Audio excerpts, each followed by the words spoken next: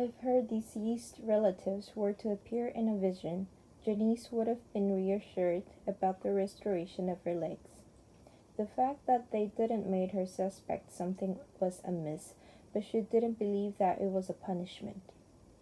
Perhaps it had been a mistake and she'd received a miracle meant for someone else. Perhaps it was a test to see how she would respond to being given too much. In either case, there seemed only one course of action. She would, with utmost gratitude and humility, offer to return her gift. To do so, she would go on a pilgrimage. Pilgrims traveled great distances to visit the holy sites and wait for a visitation, hoping for a miracle cure. Whereas in most of the world one could wait an entire lifetime and never experience a visitation, at a holy site one might only wait months, sometimes weeks. Pilgrims knew that the odds of being cured were still poor. Of those who stayed long enough to witness a visitation, the majority did not receive a cure. But they were often happy just to have seen an angel, and they returned home better able to face what awaited them, whether it be imminent death or life with a crippling disability. And of course, just living through a visitation made many people appreciate their situations. Invariably, a small number of pilgrims were killed during each visitation. Janice was willing to accept the outcome, whatever it was. If God saw fit to take her, she was ready. If God removed her legs again, she would resume the work she'd always done. If God let her legs remain, she hoped she would receive the epiphany she needed to speak with conviction about her gift. She hoped, however, that her miracle would be taken back and given to someone who truly needed it. She didn't suggest to anyone that they accompany her in hopes of receiving the miracle she was returning, feeling that would have been presumptuous, but she privately considered her pilgrimage a request on behalf of those who were in need. Her friends and family were confused at Janice's decision, seeing it as questioning God. As word spread, she received many letters from followers, variously expressing dismay, bafflement, and admiration for her willingness to make such a sacrifice. As for Ethan, he was completely supportive of Janice's decision and excited for himself. He now understood the significance of Rachel's visitation for him. It indicated that the time had come for him to act. His wife, Claire, strenuously opposed his leaving, pointing out that he had no idea how long he might be away and that she and other children needed him too. It grieved him to go without her support, but he had no choice. Ethan would go on a pilgrimage, and at the next visitation he would learn what God intended for him. Neil's visit to Sarah's parents caused him to give further thought to his conversation with Benny Vasquez. While he hadn't gotten a lot out of Benny's words, he'd been impressed by the absoluteness of Benny's devotion. No matter what misfortune befell him in the future, Benny's love of God would never waver, and he would ascend to heaven when he died. That fact offered Neil a very slim opportunity, one that had seemed so unattractive he hadn't considered it before, but now, as he was growing more desperate, it was beginning to look expedient.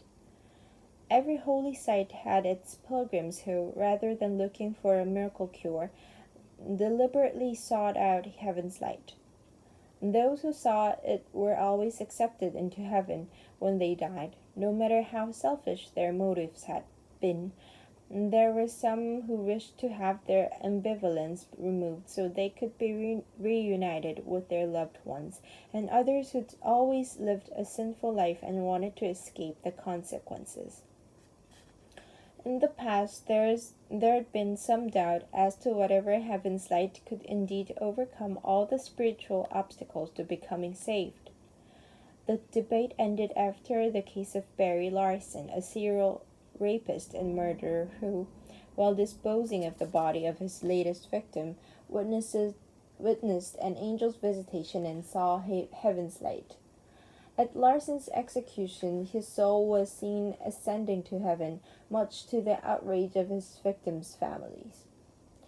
Priests tried to console them, assuring them, on the basis of no evidence whatsoever, that heaven's light must have subjected Larson to many lifetimes' worth of penance in a moment, but their words provided little comfort. For Neil, this offered a loophole. In answer to Phil Soames' objection, it was the one way that he could love Sarah more than he loved God and still be reunited with her. It was how he could be selfish and still get into heaven. Others had done it. Perhaps he could too. It might not be just, but at least it was predictable. At an instinctual level, Neil was averse to the idea. It sounded like undergoing brainwashing as a cure for depression. He couldn't help but think that it would change his personality so drastically that he'd cease to be himself.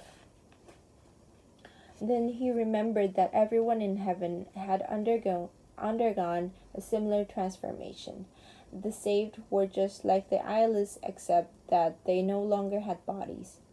This gave Neil a clearer image of what he was working toward. No matter whether he became devout by seeing heaven's light or by a lifetime of effort, any ultimate reunion with Sarah couldn't recreate what they shared in the mortal plane. In heaven, they would both be different, and their love for each other would be mixed with the love that all the saved felt for everything. This realization didn't diminish Neil's longing for a reunion with Sarah. In fact, it sharpened his desire because it meant that the reward would be the same no matter what means he used to achieve it. The shortcut led to precisely the same destination as the conventional path. On the other hand, seeking heaven's light was far more difficult than an ordinary pilgrimage, as far more dangerous. Heaven's light leaked through only when an angel entered or left the mortal plane, and since there was no way to predict where an angel would first appear, light seekers had to converge on the angel after its arrival and follow it until its departure. To maximize their chances of being in the narrow shaft of heaven's light, they followed the angel as closely as possible during its visitation. Depending on the angel involved, this might mean staying alongside the funnel of a tornado, the wavefront of a flood, or the expanding tip of a chasm as it split apart the landscape. Far more light seekers died in the attempt than succeeded. Statistics about the souls of failed light seekers were difficult to compile, since there were few witnesses to such expeditions, but the numbers so far were not encouraging. In sharp contrast to ordinary pilgrims who died without receiving their sought-after cure, of which roughly half were admitted into heaven, every single failed light seeker had descended to hell. Perhaps only people who were already lost over considered seeking heaven's light, or perhaps death in such circumstances was considered suicide. In any case, it was clear to Neil that he needed to be ready to accept the consequences of embarking on such an attempt.